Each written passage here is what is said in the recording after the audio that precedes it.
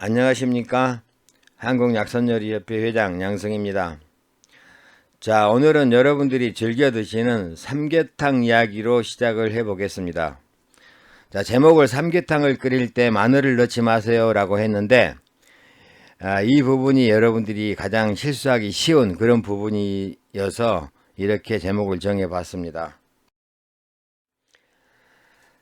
삼계탕은 여러분들이 잘 아시다시피 인삼하고 닭을 함께 넣고 만든 음식이죠. 대추도 넣고 요즘 엄나무도 넣고 하긴 하지만은 대표적으로 들어가는 게 인삼과 닭입니다. 자, 인삼의 먼저 효능을 한번 보면은 대보원기라고 지금 되어 있네요. 자, 대보원기라는 말은 원기를 크게 보호한다는 말입니다. 원기를 보호하는 대표적인 식품이자 약재라고 볼 수가 있겠죠.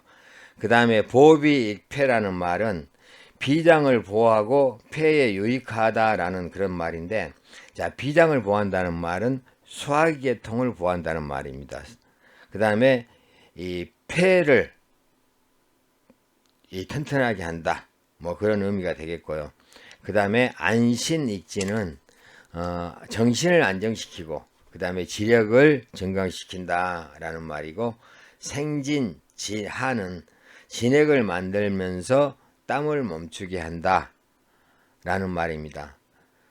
그러면 인삼은 이제 이런 효능이 있고 크게 네 가지로 분류했는데, 여러분들이 이게 외울 수도 없고 그러니까 인삼 하면은 여러분들이 그냥 딱 머릿속에 기운을 보충하는 최고의 식품이다 라고 기억을 하시면 조금 좋을 것 같아요. 자, 그 다음에 이제 닭은, 이 육류 중에서 닭은 기운을 보호하는 가장 좋은 음식이에요. 그래서 기운을 보충하는 대표적인 육류 식품이 되는 거죠. 자, 그 다음에 건비위라는 말은 비위를 튼튼하게 한다. 역시 소화계통을 튼튼하게 한다는 말이죠. 그 다음에 강근골이라는 말은 골, 근은 힘줄을 이야기하는 거예요. 그 다음에 뼈, 그러니까 어떻게 보면 체력을 튼튼하게 한다라는 말이고, 활혈맥은 혈액을 잘 돌게 해준다. 혈액순환을 잘 시켜준다라는 의미죠. 자, 이 두 가지 재료가 합쳐져서 이제 삼계탕은 어떻게 보면 기력회복, 즉 허약한 체질을 개선한다거나 아니면 정신을 안정시키고 지력을 증강시키고 또 오장에 유익하다래요. 또 이 신체를 튼튼하게 하고 또 혈액순환까지 활발하면서 두 개가 온성식품, 열성식품이니까 냉증까지 치료해 준다라고 생각을 하시면 되겠습니다. 삼계탕의 효능에 대해서 간단하게 살펴봤습니다. 여러분들이 아마 완벽하게 효능에 대해서 이해하기는 조금 무리가 따르리라고 생각이 됩니다. 왜냐하면 장비의 어떤 그 기능이나 상호 관계 이런 것까지 이해하시면 완벽하게 이해하실 수 있을 텐데, 이제 차츰차츰 더 공부하시기로 하고 대충은 아마 좀 짐작은 어느 정도 하셨을 거라고 생각을 하고 넘어가겠습니다. 자, 2장에서는 삼계탕은 겨울에 먹어라 라는 제목을 달았습니다. 삼계탕은 우리가 주로 이제 복날, 여름철에 먹는 음식으로 인식을 해왔죠. 자, 그런데 엉뚱하게 왜 겨울에 먹어라 그러냐라고 이제 생각을 하신 분들이 많을 텐데, 자, 한번 그 이유를 살펴보죠. 자, 복날은 옛날 그 중국 그 진시황, 진나라 때부터 시작이 됐습니다. 그때부터 기록이 남아 있는데, 이 복날 먹는 음식은 이 개고기였어요. 그건 기록이 돼 있어요. 그래서 아마 우리나라에서도 아마 옛날에는 아마 개고기를 좀 먹지 않았나 생각이 되는데, 현대에 와서는 이제 삼계탕을 많이 먹죠. 왜냐하면은 이제 우리가 개를 애완용으로 이제 많이 키우다 보니까 이제 먹을 수 없다. 또 세계적으로 또 질타도 받고 있고 하다 보니까 이제 이 우리나라 이 어떤 전통 음식인 삼계탕을 이제 대체식품으로 먹어왔는데, 이 삼계탕을 우리나라에서 먹은 지는 또 그렇게 오래 안 됐습니다. 한 40년 정도 될까요? 얼마 안 됐어요. 물론 이제 인삼을 재배했던 그런 지역에서야 먹었을 수도 있겠지만은 이렇게 풍습으로 전국적으로 퍼진 것은 정말 얼마 안 됐습니다. 근데 이 우리가 복날, 열성인 보신탕이니 삼계탕이니 이걸 먹었던 이유는 이 옛날 그 당나라 때 그 손사막의 어떤 책을 보면은 이 양기가 부족한 사람들은 이 양기가 자연의 양기가 가장 많을 때 양기를 보충해라. 그러면은 그 다음 겨울이 편하다라는 말을 했어요. 자, 그 이유는 뭐냐라면은 양기 보충할 때는 자연의 양기가 많을 때면 양기가 가장 많을 때가 삼복이죠. 근데 자, 옛날에는 우리가 평소 거칠고 찬 음식들을 많이 먹다 보니까 체질이 굉장히 냉한 체질이 많았어요. 그래서 겨울에 뭐 내복도 2개씩 입고 생활했죠. 그 다음에 일을 많이 하다 보니까 노동력을 많이 활용해서 일을 하다 보니까 체질이 허약해졌어요. 그래서 삼복을 지내기 굉장히 힘들었죠. 또 식품이 그렇게 풍부하지 못했기 때문에 지금처럼 평소에 양기를 보충할 수가 없었죠. 그러다 보니까 이 양기를 보충하려면은 자연의 양기가 많을 때 가장 효율적으로 보충할 수 있었던 게 아마 삼복에 개고기 먹는 게 아니었나 하는 생각이 듭니다. 이 개고기를 이제 좀 먹기가 혐오스러우니까 지금은 우리는 삼계탕으로 대처했고요. 자, 그런데 지금은 많이 바뀌었죠.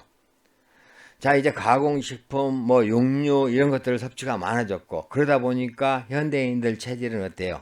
지금 열성이잖아요. 겨울에 내복 입고 지내신 분들 많지 않잖아요. 또 어때요?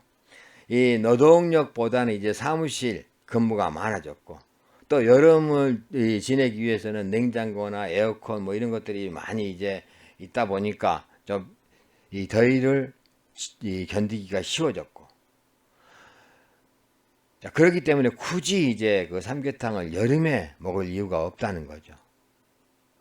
이 평상시에 우리가 이제 그 체질에 따라서 먹을 수는 있는데 사기들 다 겨울에 먹으면 더 좋다라는 이유는 겨울에는 온 몸이 움츠려들고 차기 때문에 우리 몸의 기능이 조금 겨울에는 떨어져요. 자, 그것을 보완하는데 가장 좋은 게 삼계탕이다. 신진대사를 활발하게 만들어준다. 추위를 잘 견디게 해준다. 이런 의미에서 생각을 해본다라면은 삼계탕은 겨울에 잘 안 먹는데 겨울에 드시는 게 도리어 더 좋다. 그런 생각을 해봅니다. 이제 배합에 대해서 말씀을 좀 드리겠습니다. 식품의 배합은 또 공부할 게 있으니까 다음에 따로 영상을 제작을 하겠습니다. 자, 여기서는 닭에 대한 배합을 언급하고 넘어갈까 하는데요. 자, 밑에 보면은 이 상생배합, 상극배합 이렇게 이제 쓰여 있는데 아마 이 글만 읽어보셔도 무슨 뜻인지는 알 겁니다. 상생배합은 서로 이 결합을 해서 음식을 만들었을 때 그 효능이 배가 되고 더 좋아지는, 더 강해지는 어떤 그런 어떤 이 관계가 좋은 궁합이 맞는 음식을 우리가 상생배합이라 그러고 상극배합은 2개를 합쳤을 때 그 효능이 상실돼 버리거나 아니면은 이 독이 발생돼서 몸에 손해를 끼치는 그런 관계를 우리가 상극관계라고 합니다. 자, 닭에서는 뭐 지금 그림에 보면은 인삼, 구기자, 산마, 뭐 밤, 황기 이렇게 있는데 이거 외에도 닭은 다른 재료하고 이 배합이 참 잘 맞아요. 그런데 이제 우리가 여기서 이제 알고 넘어가야 될 것이 지금 뒤에 상극관계에서 뭐 샐러리도 있고 뭐 호두도 있지만은 우리가 닭고기 요리에 뭐 이런 건 잘 안 넣으니까 무시하고 이제 제일 중요한 게 여러분들이 많이 넣는 마늘하고 닭하고가 상극관계입니다. 근데 그러면은 이 마늘을 넣으신 분들한테 제가 왜 마늘을 넣습니까? 라고 물어보면은 대부분 또 그렇게 말씀하세요. 이 마늘을 넣어야 맛있다. 이렇게 말씀을 하시는데 자, 왜 마늘하고 닭이 같이 동시에 먹으면 안 되는지 그 근거를 제가 이 다음 장에서 말씀을 드리겠습니다. 닭고기 요리에는 마늘을 넣지 마라 라고 했는데 자, 이 근거가 뭐냐라면은 이 당나라 때 손사막이 쓴 금계열학에서 보면은 이 닭고기하고 마늘은 같이 먹으면 안 된다. 기운이 정체된다 라고 기록이 돼 있고 또 원나라 때 홀사의 어이예요. 이분은 원나라 때. 근데 그분이 쓴 약선책, 즉 음선정요에서도 이 닭하고 마늘은 동시에 먹지 마라고 기록이 되어 있어요. 그 외에 여러 가지 이 어떤 그 약선 그 문헌에 보면은 이런 내용이 많이 나옵니다. 닭고기하고 이 마늘은 같이 쓰지 마라 이렇게 했는데, 자, 그 이유가 뭐냐라면은, 자, 닭고기는 아까 앞에서 제가 효능 이야기할 때 이 기운을 보충하는 이 육류라 그랬어요. 닭고기를 우리가 끓여 먹고 두부나 인삼을 넣어가지고 우리가 그 삼계탕을 만들어 먹는다는 것은 기운을 보충하기 위한 목적이 상당히 크거든요. 근데 마늘은 발산 해독 작용이 강해요. 발산 작용이 이제 문제가 되는 거죠. 기운을 보충하려면 기운은 서로 뭉쳐야 돼요. 그래야 그 어떤 능력을 발휘해요. 기운이 흩어지면 아무것도 아니잖아요. 기운은 모아서 이렇게 보충이 돼야 되는데, 닭은 그렇게 하려고 하는데 마늘하고 같이 쓰면 마늘은 흐트러뜨린다. 방해를 한다는 거죠. 그래서 이 닭하고 마늘 이 관계에서는 이 두 개를 합해놓는다 해서 어떤 독이 만들어져 가지고 우리 몸을 해를 끼치거나 그러진 않아요. 그래서 그냥 먹어도 괜찮습니다. 단 만약에 기력을 보충하는 그런 효능은 포기하셔야죠. 그 여러분들이 그 한의원 가시면은 보약 제줄 때 의사분들이 그렇죠. 무 먹지 말라 그러죠. 그 이유하고 똑같아요. 쉽게 말하면 인삼이나 숙지향이나 하수오 이런 게 들어가 있는 한약재 보약에 무를 먹으면은 무가 그 보하는 어떤 그런 성질을 방해를 해요. 그 원리하고 같다고 여러분들이 이해를 하시면 돼요. 자, 이제 닭고기 요리할 때 마늘은 이제 안 넣으시겠죠? 자, 그 다음에 또 한 가지 우리가 닭에 대한 오해가 있어서 이제 말씀을 드리고자 하는데요. 자, 닭은 우리가 분류를 할 때 영계, 개항, 공계, 노모계로 이제 많이 분류를 해요. 물론 다른 분류도 있습니다만은. 자, 영계는 가장 어린 닭을 이야기하는 거고, 그 개항은 알 낳기 직전의 닭, 가장 좀 젊은 닭이죠. 따지고 보면은.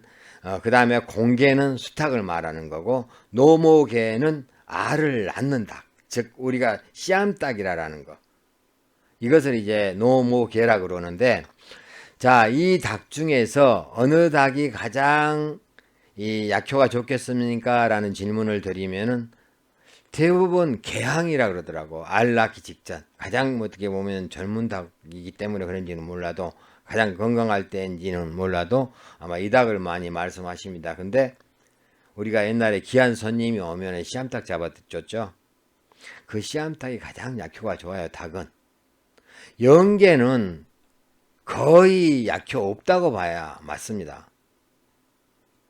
그런데 이제 요즘 뭐 어떤 영양가보다는 이제 뭐 하나의 풍습으로 이제 복날 드시니까 이제 너무 어린 닭을 잡아서 이제 하는지는 모르겠습니다만은 약효는 없다고 보시는 게 맞습니다. 그래서 앞으로 여러분들이 닭을 드실 때는 되도록이면 토종닭으로 씨암닭으로 준비해서 드시는 게 좋습니다. 그 다음에 한 가지 더, 이제 공계라는 것은 수탉인데 수탉은 그렇게 많이 안 먹죠.